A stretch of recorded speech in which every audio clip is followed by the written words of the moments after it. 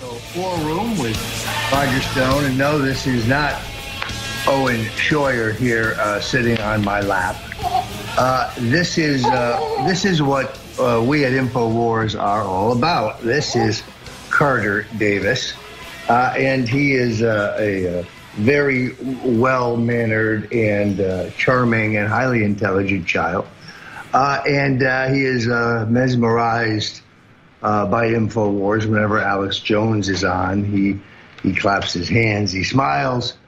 He's a very patriotic baby. But it is Americans like him that InfoWars is all about. That's why I ask you to go to the Infowars.com store. It does not matter to me whether you get the Brain Force or whether you get the epic, iconic Bill Clinton rape T-shirt, which Alex Jones catapulted into pop culture history.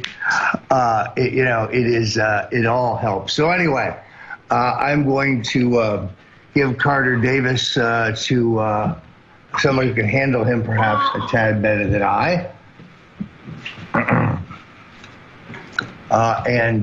It's great to join you. Paul Manafort, if you put his name into the news on a search basis, has hit an astronomical number of mentions in the mainstream and alternative media in the last 2 days. Revelations that Manafort had been wiretapped twice. Now, the report in the New York Times said that the tapping of Manafort happened after the campaign, but they conceded that it happened during the presidential transition and during the time that Trump was president-elect, including, of course, the inauguration. It was during the inauguration that the New York Times published a story that said that Carter Page, Paul Manafort, and Roger Stone were all subject to FISA warrants, that they had found emails, records of financial transactions, and later they would report on the 31st, I believe it is, transcripts of telephone intercepts of these three men, including yours truly, and that although we've never seen any evidence, we now know that in the case of both Manafort and Page, so far that is so far correct that they were both under the being spied upon under the aegis of a legal FISA warrant. But what it meant was they found nothing in their first fishing expedition, and they found nothing in the second one. He wasn't carrying any water for the Russians.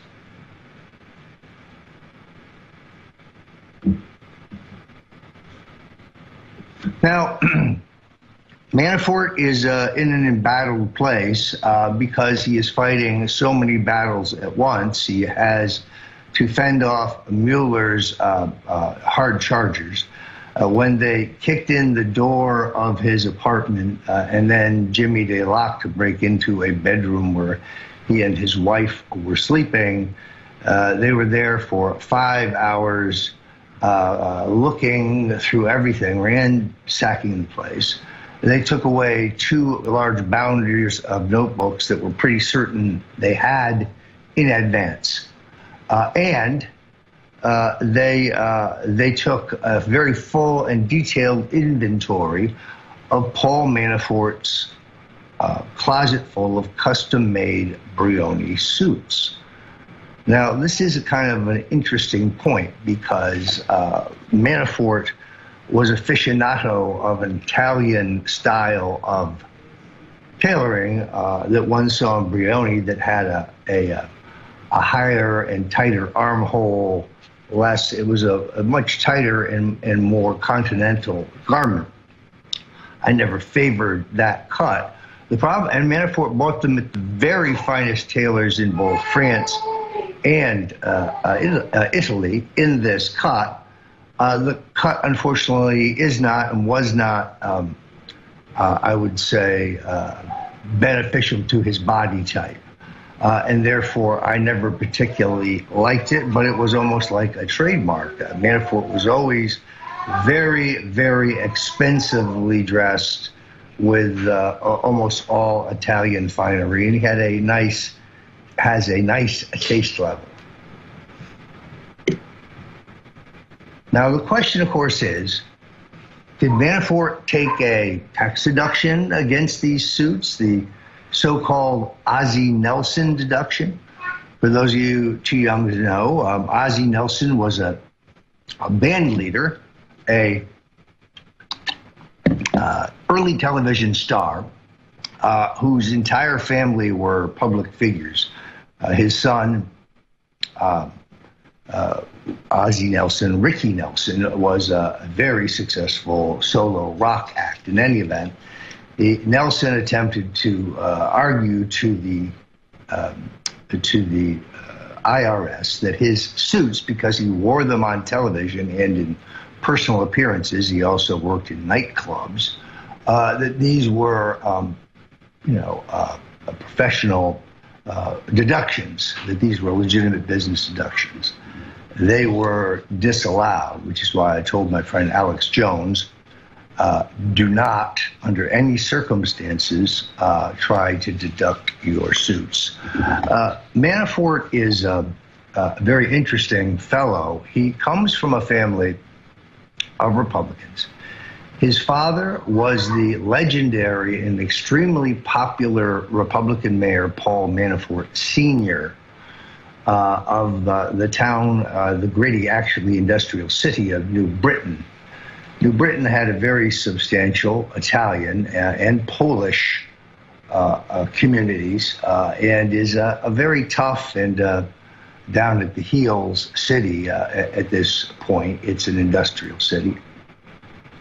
And he is, it's a 3-1 Democrat area, but Republican, Italian Republican Paul Manafort, the family name being Manaforte, does very well. Paul Manafort Sr. would be drafted to run for Congress when Congressman Thomas Meskel gave up this seat, the 6th district, to run for the governorship. And Manafort comes from a state, as do I, that is this last state in the country that selects the major state office candidates in a full convention, and then perhaps a primary. It used to be just a convention, or a convention if the loser got 20% of the convention. That's been revised some in more recent years, but it's not a terribly open process. So it is really evident at this point that all these things have to be considered at the juncture that Trump loses Wisconsin, he loses Colorado, he loses North Dakota, bungled by Corey Lewandowski, and the delegates from Louisiana, which Trump has won fair and square, are stolen from him in some state convention skullduggery. And this is the juncture at which he sends for Manafort. And Manafort is, because of this breeding in Connecticut, where he cuts his teeth in politics, and then the fact that the Republican National Convention is governed by the same organizational rules as the young Republicans and the college Republicans, we've all learned, if you came up through those organizations, as I did, as did many, Senator Bill Brock and F. Clifton White, legendary Bill Rusher, all coming up through that Republican milieu, John V. So that is the Manafort I know. We'll talk more about him and why I really think he was indispensable in helping the president. I'm Roger Stone, and you're in the War Room with Owen Schroyer, and he's kind of he's going to be my Ed McMahon on some of these missions, my Arthur Treacher. Owen is a firebrand in his own right. I was dining out in Las Vegas recently with Omar Navarro, the hard-charging young conservative who is really taking the issues to Maxine Waters, and he very much credits Owen to introducing him to the alternative media community as a viable charger. He was also there when Carla Spalding, who's running against Deborah Wasserman Schultz, had her InfoWar debut, and he understands the need for young, hard-charging, relentless candidates. Nixon used to call them nut cutters, guys who are willing to fight. They're very rarely moderate Republicans, I might add. So we are now in this point in which the deep state is choking over the House of Cards coming down seriatim. First, the FISA court releases documents reported in March that said that at least 30,000 Americans had been surveilled. 1 out of 20 of their intercepts was an improper intercept of an American talking to someone abroad. Manafort most certainly would have had Trump all within the period of his tweets. But it is stunning to hear now for the first time, and I think we'll get this out before CNN, that Manafort's surveillance began in May, not after the election, as asserted by the New York Times. That means he underwent an initial wiretap that afforded nothing, and he also then that was turned off, but was only reinstated at a time that he was taking a very high-profile and high-responsibility job. We now know that the ledger cited in the front page of the New York Times that is supposedly found at a political clubhouse of an Eastern European, indeed a Ukrainian political party. They now believe, prosecutors in that case believe it to be a fabrication, that Manafort's name is either inserted into the book or the entire book has been created. You will not read that in the New York Times. They put the ledger on page 1, but other outlets have reported it. So Manafort, I can tell you that I spoke with him only hours ago. He is feisty.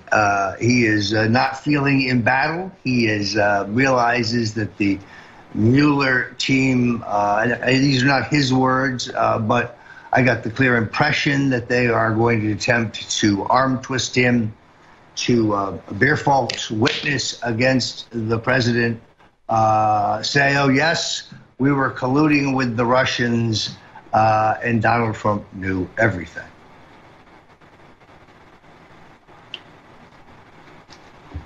Pardon me for that Marco Rubio moment. So it is going to be very interesting to see now as the evidence adds up. Not only you have this stunning admission by the administration, and now the fact that Manafort was targeted when he joined the campaign means this is a political hit. That very information is then unmasked in violation of the law, I would argue, to see what the political information yielded. So it is far more corrupt or dangerous and a greater violation of civil liberties than Watergate ever could possibly be. But it is, I think, what has transpired in this place. And the mainstream media yawned at this story. Sarah Carter and her colleagues put this story out, and it is now interesting. You've got Mr. James Clapper, the director of information under Obama, who says categorically that Trump was not surveilled, but they always say we have no evidence, we have no information. It's a carefully worded weasel word. But then he is, of course, captured red-handed when Edward Snowden comes forward and the proof of the metadata program becomes known to every American. This is why we need people like Julian Assange. The idea that the Senate, led by Mark Warner, is trying to pass legislation that declares Assange an evil foreign power. He's just a man, publisher, journalist. He calls him as he sees him. There has been no time in the history of WikiLeaks that anyone has questioned the authenticity of the material he reproduces. You can't say that of the New York Times or the Washington Post. And then additionally, it is for those who argue, well, he's publishing stolen material. They should look at the United States versus New York Times in the Pentagon Papers case, or more precisely, look at just about anything written by Bob Woodward, and you'll find classified information. This is what journalists do. The harassment of Assange.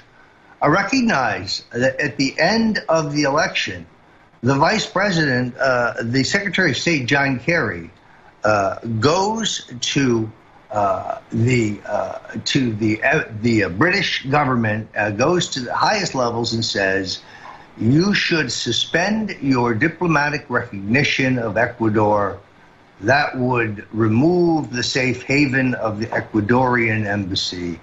We will charge the place with commandos and seize Assange. The Brits, fortunately, say no. At another time, Hillary Clinton talks about dropping a drone on Assange. Sounds like a joke, but if you can hear her hideous witch-like voice, she's not joking. So why is this? Because Julian Assange is a man with answers. He's fearless.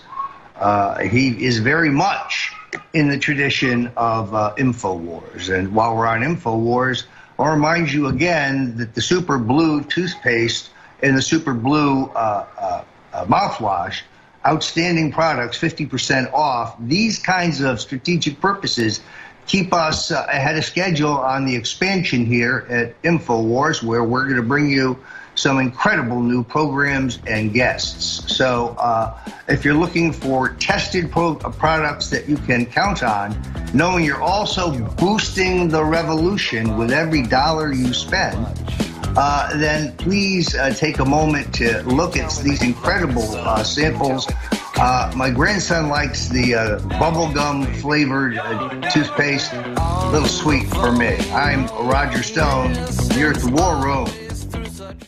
Hi, I'm Roger Stone. I'm here on the War Room, which is among the exciting new programs that we are putting forward on the InfoWars platform. We're moving to a day when we're going to be broadcasting around the clock, but we now are bringing you 10 hours of breaking news and alt-right, if you will, whatever that means, but pro-freedom, pro-liberty, pro-sovereignty, pro-sanity, pro-Christianity government. And it's been exciting. We're still in the shakedown phase. I think I've done the show from 5 different cities. Fortunately, we have my associate, Owen Scheuer, who keeps us anchored at the desk and helps us with a lot of the graphics. So we're having fun, and a lot of times, even if I do have the opportunity to be on with Alex Jones to take over for the Alex Jones Show, I get more details later in the day. You'll get a breaking story here at the War Room. Make no mistake about it, we're looking at our third coup d'etat, in my view. We know that John F. Kennedy was murdered. We know that Richard Nixon was essentially forced from office, both by the deep state, resentful of any number of things. And these very same forces now, in a sense, have captured our president. Look at it this way, that he's the good king, but he has been captured by the bad knights. Now, they treat him like a king, but they are leading him to decisions. I spoke to a White House employee who is a mid-level and knows and hears things in the administration, and they told me, quote, I see Reaganism being diluted constantly by this upper crust of assistants to the president, none of whom ever shared the initial premise of his ideas. The recent leak that we would, yes, indeed, we would go back and look into the Paris Accords was leaked by Gary Goldman Sachs Cohen, who is the president's chief economic advisor. Now, why, you ask, would a conservative Republican reform conservative have a liberal Democrat from Goldman Sachs who he vilified during the campaign? It really is an odd question, other than to say that the belief is that Cohen is the patron, or his patron, his rabbi, as it were, is Jared Kushner, the president's son-in-law. This is also true of Sheila Habib Powell, who's now folded into the McMaster crowd. McMaster is riding high right now. He came this close to being discharged.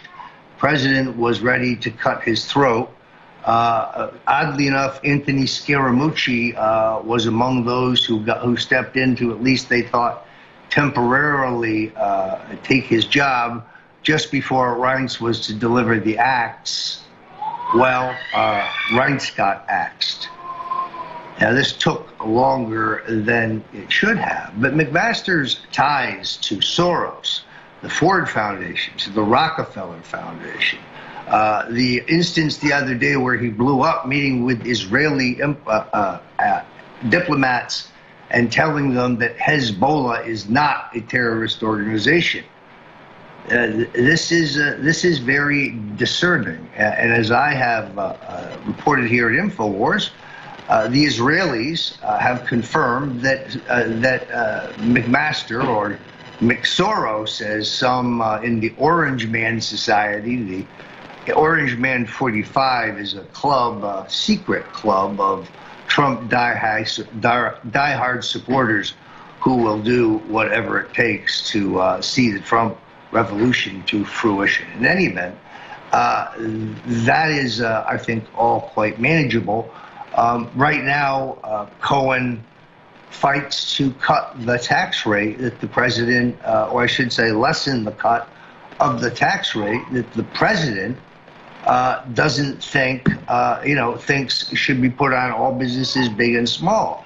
This is the program devised by Larry Kudlow, my friend Steve Moore, a little help from Jeffrey Bell, I believe. This is a very dynamic, pro-growth plan that is the cornerstone of a Trump economy. It's absolutely the cornerstone of any kind of job revival. If the president does not stick to his guns on the question of his tax cuts, I feel his revolution can be doomed. A booming economy, or even a swiftly growing economy, can generate more revenues for the country's other problems and make them more soluble. And the president does have a homicidal maniac, pardon me, in Korea that he has to deal with. They are very interesting that Hope Hicks, who is now the longest remaining Trump loyalist, formerly of the Trump Organization, formerly worked for Ivanka Trump, comes from a very respected and well-known older family in Greenwich, Connecticut. She is a woman of extraordinary beauty and charm. She is a very decent, well-possessed, approachable, honest person, and I have no doubt whatsoever for the 6 months I worked with her was an honor. for someone who wasn't born to oppress backwards, she's got a very good instinct of who the weasels are and who they are not, and who has the president's best interests in mind. And he helps the president, I think, form his thoughts. So she's a terrific woman, and so far, Kelly has made no move on her. In fact, she was just given the job of communications director. There she is, Hope Hicks, the Belle of Greenwich, Connecticut, a great woman. I don't know who this Polish guy over on the right is. In any event, that was one of the titillating things out there, Millie, when I woke up to see that Corey Lewandowski said that Paul Manafort and Roger Stone should go to prison forever if they worked with the Russians to rig the 2016 election. Oh, that's laughable. Corey Lewandowski should go to prison for the rest of his life if he doesn't stop lobbying without registering. In any event, Millie, how do you see the Trump UN conflagration? He really dropped some bombs. Millie's getting plugged in right now, Roger. We just came back in, but I definitely I missed that last part that you said. I had a little earpiece problem, but it definitely is telling, seeing the connections between the Russia conspiracy and Paul Manafort being surveilled beforehand. It seems pretty evident to me. It doesn't take a lot of thinking to notice that the Russia narrative was a preemptive cover for the surveillance that we see on Paul Manafort and other Trump associates. It looks like we're about to go to break right now, but we'll be right back with Roger Stone. He's going to finish that thought, and we'll go a little bit back and forth for that next segment. Make sure you guys check out our store, InfoWarsStore.com, to support us because we are fighting the information war. Stay tuned. We'll be right back. Welcome back. I'm Roger Stone, and I'm joining you from Casa del Stone in New York City, where I'm preparing testimony all weekend, huddled with my lawyers, to face the House Intelligence Committee hearing, which will be the coming Tuesday. I relish the opportunity to mix it up with such notables as Congressman Adam Schiff and Congresswoman Jackie Speer, Congressman Himes, and many other irresponsible leftists, including Congressman Swalwell and others. As I'm actually kind of working on this right here, because it's cocktail time in New York, you understand. But we are most definitely going to lay out a broader case about the whole question of Russian collusion when I go to Washington. They will not admit they would not admit my wife. She's not allowed to go into the hearing room with me. I'm allowed 2 lawyers, no electronic devices, no notes. It's like a presidential debate. Millie, what do you think of that? They won't let the wife in the room. I think that's ridiculous. I think that, that's ridiculous, Roger. I think that there's no reason they shouldn't allow your wife to go in. But I also think it's ridiculous that they're even having this whole Russia probe in the first place when they really don't have any evidence of a Russia collusion with the Trump administration. But on the contrary, we've seen evidence of Hillary Clinton, and the fact that they even chose to not go forward with further indictments and actions against her, claiming that the public wasn't interested in that, when that's just completely not true. So the whole thing just seems like a witch hunt to me, if you ask me, Roger. Yeah, I think witch hunt is exactly right. And in this particular case, it is an invention of John Podesta. It's a brilliant stratagem to distract attention from the fact that Podesta and his brother and Bill and Hillary are pulling in big bucks. But the other issue that here I think is getting overlooked is the role of Ukraine in this election. Lee Stranahan, who is a friend of the show here at InfoWars, has had a series of stunning reports about the illegitimate Ukrainian effort to affect our election, proven meetings with the Clinton hierarchy, contacts with Mrs. Clinton and her husband themselves, and now we know these very Ukrainians are selling missile technology to the North Koreans. If you wondered why their rockets are suddenly becoming a little more strategic, ignore that Trump supporter there in the background, then you will know that they understand exactly what's going on. Exactly, you know, and North Korea obviously has somebody helping them. I mean, North Korea on its own, they don't have the capabilities to create such advanced missile technology and nuclear technologies. So it's obvious that there's somebody else that's behind the scenes and helping them, and really and truly further investigations need to be looked into regarding that. But, you know, as far as this whole collusion thing, Roger, we've been dealing with this over and over again, and it's clearly, like I said before, it's a witch hunt, but even the fact that they have more evidence of Clinton having Russian ties, I mean, the whole thing just seems like a big slap in the face, and I think the American people see that and see it for what it is. Well, I'll tell you this. Paul Manafort is among the most decent, honest, hardworking, focused, and capable people I know in American politics. He played an important role in the election of Ronald Reagan, George Bush, and he tried valiantly with us for Bob Dole, a real American patriot. There is still no allegation that any of his political activities in Ukraine are illegal. He worked for a democratically elected political party in an election recognized by the United States. Let's be very clear. The president of Ukraine's critics then bribed Hillary Clinton and others hundreds of millions of dollars so that they would look the other way, so that that president could be removed at gunpoint by a mob, not an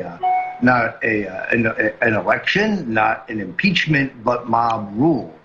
That is the dirty story of Ukraine. And Ukraine most definitely did interfere in this election, but of course Democrats have no interest. I heard this tape when I was on with Laura Ingraham yesterday of Rob Reiner saying the Russians have been a problem since 1917. Well, where the hell were you guys, liberals, I mean, in the 20s and 30s and through the 50s when these people were stealing atomic secrets through the Rosenbergs?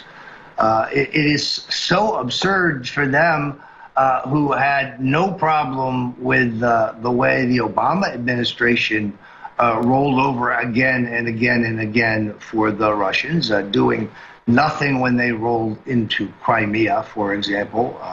The reset is a joke, but now suddenly they're anti-Russian. I'm going to open a bottle of Russian vodka as soon as we get off, because I've run a tad dry, but other than that, I have no Russian connections.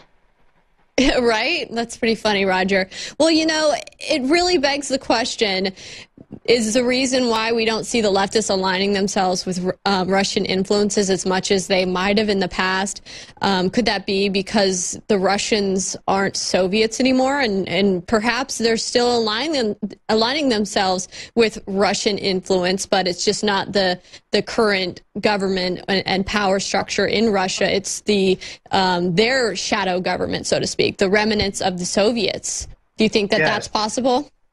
This is what Dr. Lyndon LaRouche has written about and prophesized for, and he's right. The Chinese would be good partners. If they were our partners, we'd have strong, prosperous nations. We'd need peace, of course. Let them come in out of the cold and not be the outlaws of nations, stealing our technology, manipulating our currency. get in with a deal maker like Donald Trump, do some good trade deals, and both of our countries could be wealthy and safer. I think that approach is the way to go. But we also know that the rocket fuel being used by the North Koreans was supplied mostly by the Chinese and some by the Russians. So these communists and ex-communists always play a double game, and that should never be missed. Now, Roger, I do think. Please. Oh, I was just going to make a comment on, you mentioned Ukraine and how there was collusion between Ukrainians and Hillary Clinton. Lee Stranahan also pointed out an interesting connection between Ukraine and events going on here in the United States.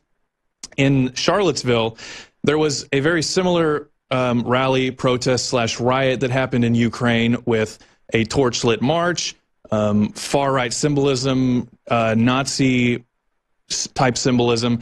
So there is clearly a type of collusion with someone in Eastern Europe, and there's been no evidence to suggest that it is Trump or any Trump associates, but it's very clear that there is some collusion with Eastern Europe going on here. No, it's very interesting that people are seeing carried banners in Charlottesville that say "blood or soil." That is the slogan of the fascist movement.